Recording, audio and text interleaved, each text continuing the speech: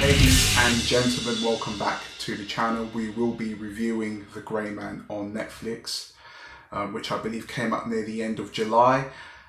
And secondly, I am wearing grey in spirit of The Grey Man.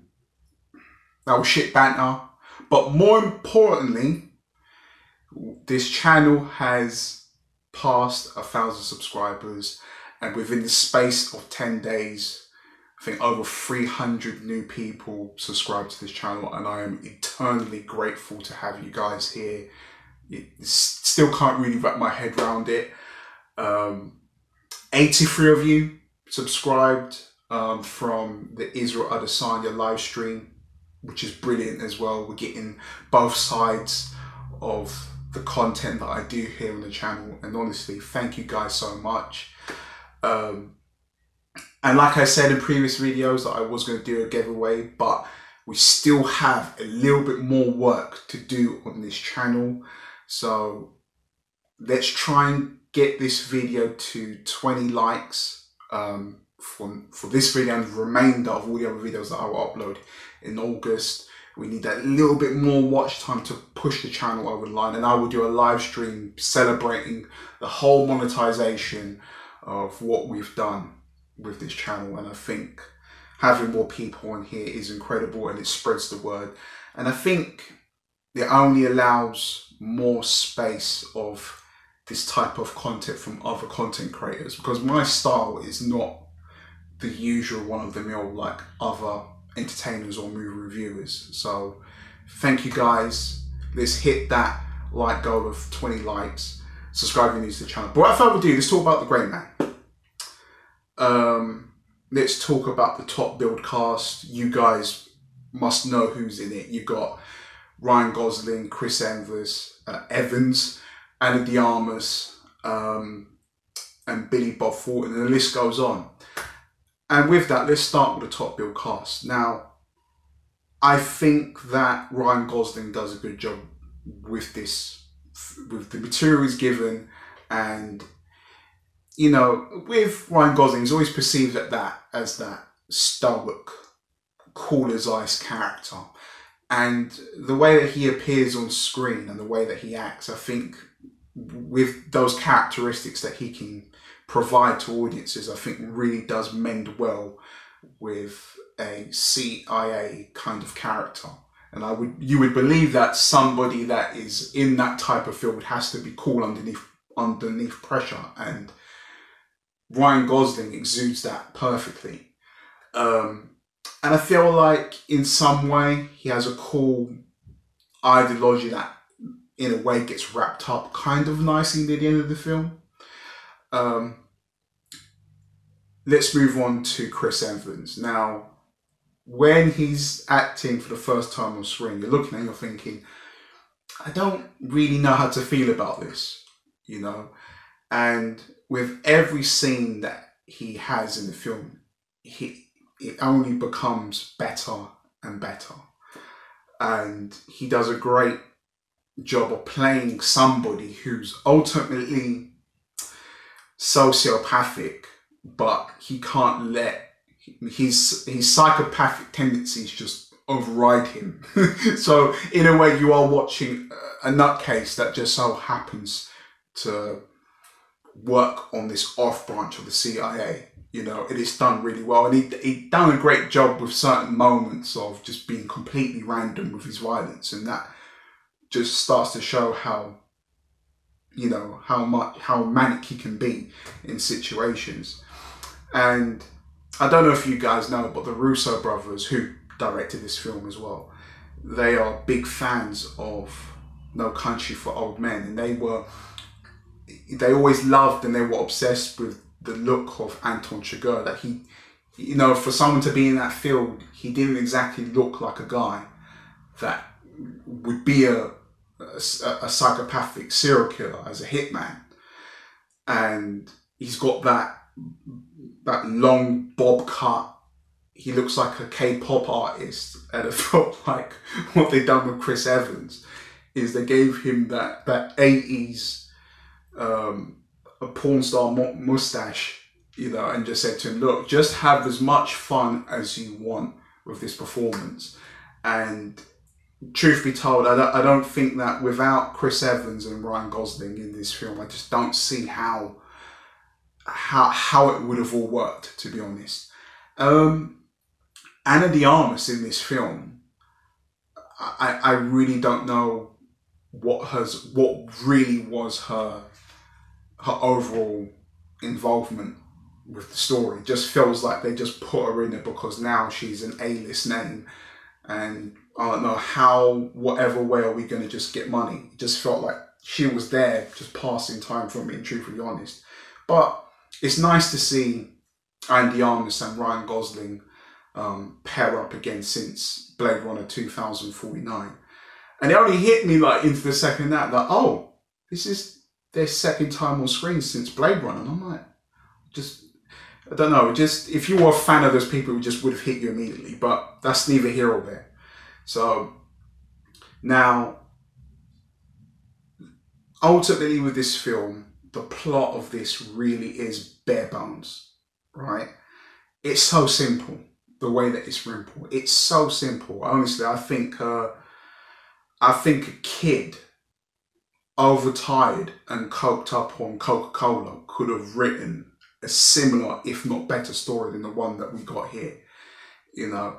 And I feel like if it was two characters that I felt in this film that were wasted a lot, were Jessica Henwick and Regé-Jean Page, who's the mixed race brother from Bridgerton.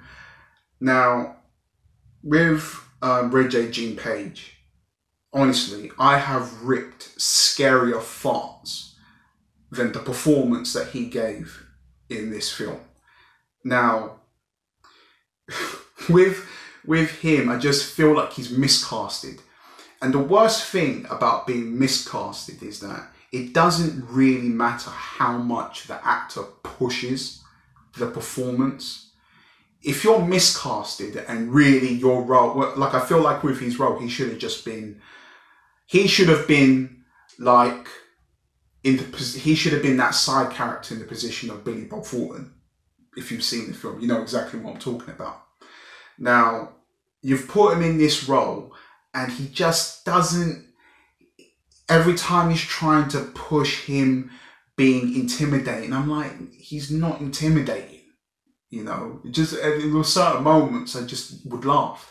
And this is not to say that this is no detriment to his acting or anything like that, but I just felt like there's at least 3 actors that have been put in this film because of their name, and there's not been any thought been put into it in the sense of the casting directing, what would actually suit them. It's just because they've got a big name, they're on a high, they went trending with a couple of things on Netflix and a couple of other stars in the film, in other projects, sorry. They've broken even at the box office, made some profit, people know who they are, we're going to put them in our film.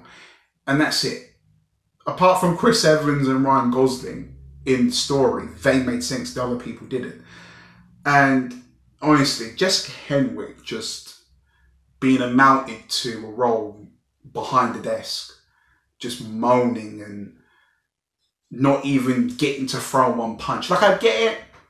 Like, I can't remember, she was in Game of Thrones and she was in Iron Fist, obviously, but I felt like they told her, look, this is the type of role where we want you to act. You're not going to get the boots on ground role, kicking people's asses. And that was all right for the most part, but I don't know. I was waiting. Maybe I had too much of high expectations or whatnot. But, you know, in my head anyway, I thought she's the action chick. You know, she was in Matrix Resurrections, but I think everyone's forgot about that film now. Correct me if I'm wrong.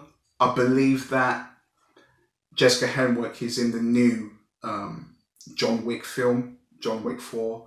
And mate, there's no way on God's green earth is Chad Stahelski, the director of the John Wick films, is he gonna get her and just amount her to just in an office somewhere just being angry and just having an act in that scene? There's no chance. So I'm happy that in the future I will see her kick people's asses in the future.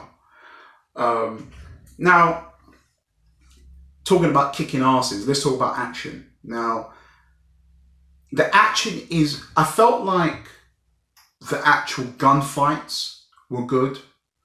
I wouldn't really, I haven't got an ounce or a clue of an idea how I would direct really gun sequences, right? It would have to be one of those things where I'd have to cross the bridge when I'm there.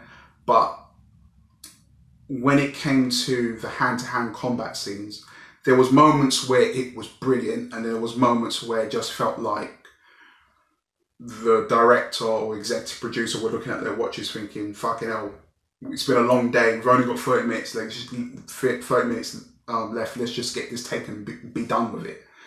And like I say, there's times where you feel like the action is really breathing out, and there's these one shots that take all the action in a frame, and then there's other times where it's just too choppy and it's too cutty, you know. And the thing is, when you cut action too much, and if you've been in this industry long enough, or if you've watched enough films, it's apparent that when they cut every time, that it's a stunt double, that is quite possibly not the actor as well. Now, I like to see action and see it all for what it is. I want to see everything play out. Even if you've got the frame here and I'm just watching it all take place, that's what I like. And you only cut to when a significant hit takes place. Now, there was times where that was happening in this film, where the actual player, and it would just cut to a big hit and it would change it, and I don't know, it would show something tumbling over or something, right? That's fine, I enjoy that. But then there's times where it's cutting too much. It's cutting too much, right? And for me, that takes me out of action, especially when it comes to hand-to-hand combat scenes. A perfect example that uses one-shots and cuts is the BVS Batman warehouse fight scene. That is how you're meant to edit, cut, and shoot an action scene, right? And obviously the best example of all are Gareth Evans' The Raid films. The best example of all of them. But when you keep cutting it, and you know, it's just, you know, it can take you out of it a bit.